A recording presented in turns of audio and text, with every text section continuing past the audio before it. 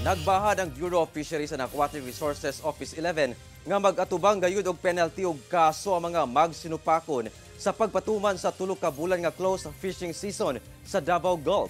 Ani reporting Argil Relator.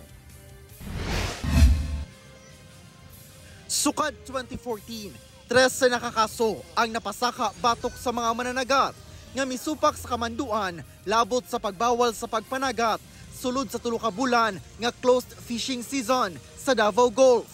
Buot pasabot na ay usa o duha nga madakpan nga nakalapas sa maong kamanduan matag tuig. Magdepende sa gidakon sa bangka ang penalty, gikan 20,000 ngadto 500,000 pesos.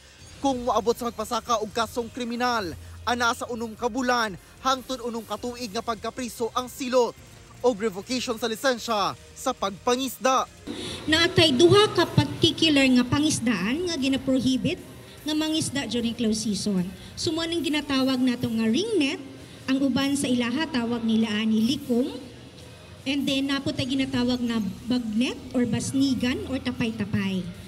Epektibo na ang closed fishing season hangtod August 31 karong tuiga gikan sa Cape of San Agustin sa Governor Generoso sa Davao Oriental hangtod sa Talagotong Point sa Don Marcelino sa Davao Occidental.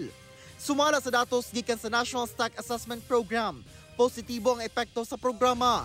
Human nagasaka ang trend sa makuha nga isda, human sa pagpatuman sa closed season. So naatay increasing catch, particularly sa ginatawag natong small pelagic, katong mga lutang nga isda. Kung familiar mo ani, mo adto mog palengke kanang ginatawag natong matambaka, mga karabalyas ug mga galunggong.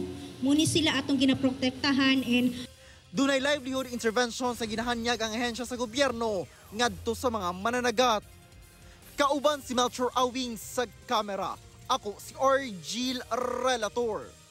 1 Mindanao.